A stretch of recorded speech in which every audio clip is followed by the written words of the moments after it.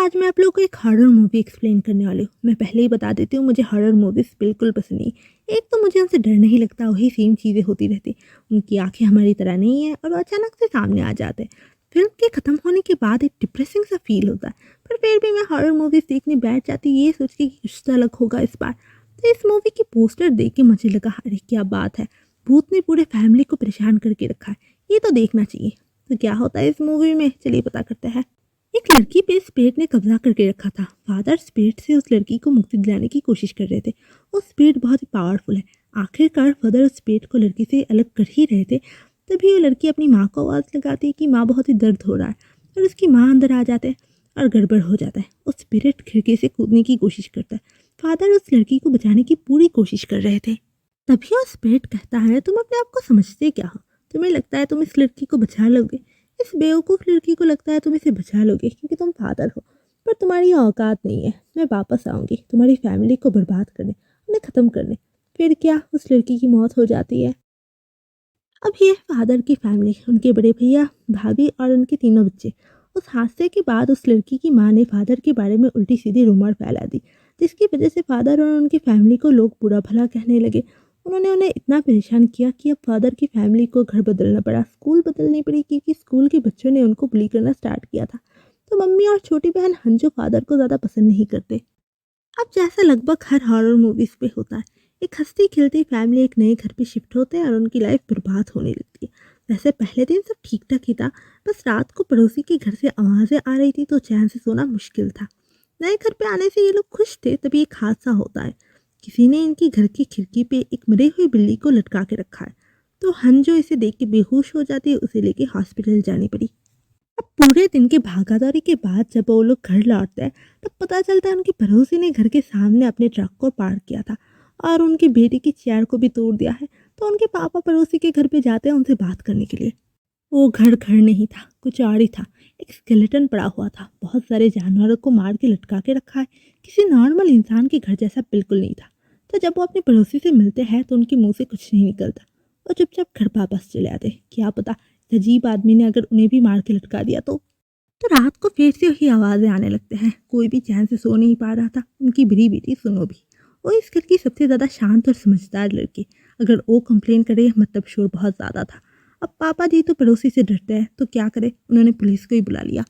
Police आने के बाद पड़ोसी बहुत ही शरीफ तरीके से माफ़ी मांगता है, कहता है वो अपने घर पे कुछ काम कर रहा था। अब इसके बाद पापा जी पुलिस को बता दे कि ये इंसान अजीब है, इसके घर के अंदर मैंने स्केलेटन और बहुत सारे मरे हुए जानवरों को देखा है। तो पुलिस घर की तलाशी लेने जाता है, पर घर तो बिल्कुल ठीक ठाक ही है, वो बेचारा काम कर रहा था।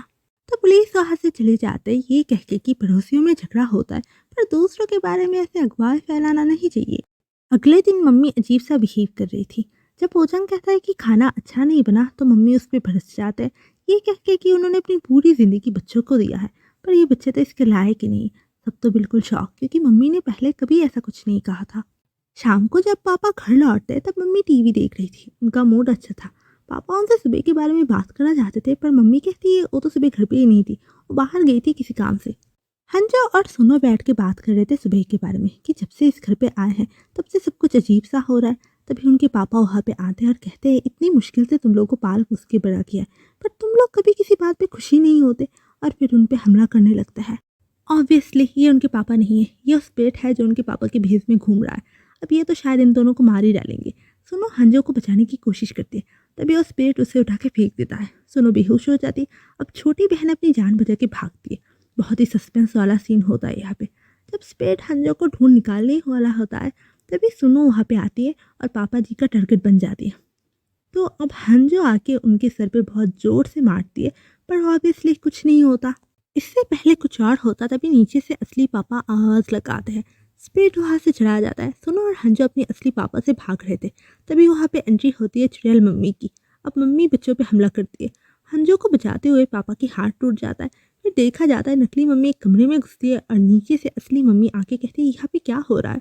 अब इनको समझ आ गया कि क्या हो रहा है। अब जो फादर थे उनको अब खुद पे विश्वास नहीं रहा। उस लड़की की मौत के लिए वो अपने आप को कोस रहे। अब वो यहाँ पे नहीं रहना चाहते, वो इस देश को छोड़ के चले जा रहे हैं। अब इस टाइम पे उनके बड़े भाई का फ़ोन आता है। वो कहते हैं कि उनके घर पे कुछ अजीब सा हो रहा है, उन्हें मदद की ज़रूरत है, तो तुम जल्दी से आ जाओ। फिर फादर कहते हैं अब वो किसी की मदद नहीं कर सकते, तो वो नहीं आने वाले। अब उनके बड़े भाई कहते हैं ठीक है तो तुम्हें आने की कोई ज़रूरत नहीं, पर मम्मी कहते हैं और ऐसे कैसे कर सकते हैं हमारे साथ, उनकी वजह से ये सब कुछ हो रहा है, फिर अपनी फैमिली के साथ ऐसा कैसे कर सकते हैं। तो इस टाइम पे मम्मी और पापा के बीच झगड़ा शुरू हो जाता है। शाम को मम्मी और हंजो घर छोड़ के जा रहे हैं। सुनो को डिसीजन लेना है कि वो मम्मी के साथ रहने वाले हैं कि पापा के साथ। तभी वहाँ पे एंट्री होती है फादर की। फैमिली तो फैमिली होती है। परफेक्ट सीन था समझाने के लिए कि घर पे बहुत बड़ी प्रॉब्लम चल रही है। फादर उस अजीब सी पड़ोसी की घर चेक करने जाते। पता चला उस इंसान की मौत तो कब का हो चुका है। एक्चुअली पहले दिन उन्होंने जिस लड़की की मदद कर रहे थे, ये इंसान उसके पापा थे। इस स्पिरिट ने उनके फैमिली को बर्बाद किया है। अब फादर कहते हैं उस स्पिरिट भेस बदल सकता है, कब वो किसके भेस में आए क्या पता। चलो आज सब साथ में सोते हैं। सुबह पता चलता है फादर ने एक सीसीटीवी रखा था कमरे में। वहाँ से पता चला कल रात को स्पिरिट ओजंग के भेस में था। तो फादर फिलिपाइन में फ़ोन लगाते हैं। वो अपने गुरु को यहाँ पे आने के लिए कहते हैं क्योंकि वो ये नहीं कर सकते। फादर सुनो को कहते हैं मेरे कुछ सामान बेसमेंट पे है, तुम उन्हें ले आओ। पर सुनो किसी और ध्यान में होती है तो हंजो कहती है मैं ले आऊँगी। सुनो को शायद डर लग रहा है। फादर जाते वक्त भैया को कहते हैं गुरुजी ने फ़ोन किया था, पता नहीं क्यों उन्होंने मुझे कहा उन्हें रिसीव करने के लिए। फिलहाल उस पेट सुनो के भेस में। मैंने पानी में होली वाटर मिलाया था, सबने वो पिया था, सिर्फ सुनो ने नहीं। आप उस पर ध्यान रखना, मैं जल्दी आ जाऊँगा। फादर जब दूसरे फादर से मिलते हैं तब वो कहते हैं आपने मुझे क्यों बुलाया। तो वो फादर कहते हैं मैंने तो तुम्हें नहीं बुलाया। इसके बाद फादर जल्दी से घर के लिए निकलते हैं। रास्ते में बहुत झमेला हो रहा है। आखिर पे उनकी गाड़ी का एक्सीडेंट ही हो गया। अब फादर होने के बाद अगर इनके साथ ये हो रहा है तो घर पे क्या हो रहा है। अच्छी हालत है। पापा ने सुनो के सिर पे मारा था, सुनो बेहोश हो गई, उन्होंने उसे बांध के रखा है। अब फादर घर लौट आए हैं और उस एक्सीडेंट के बारे में बताते हैं उनके सारे साथी की मौत हो गई है। पापा कहते हैं तुम ही इसे भगा सकते हो, हमारी मदद करो, मुझे तुम पे विश्वास है। तो फादर अब स्पीड भगाने लगते हैं। सुनो बहुत बार कहते हैं पापा मैं हूँ, पर कोई विश्वास नहीं करता। बहुत टाइम के बाद सुनो की हालत ख़राब हो चुकी थी। तब मम्मी कहती है बहुत हुआ, अब वो अपनी बेटी को और सफ़र करते हुए नहीं देख सकती।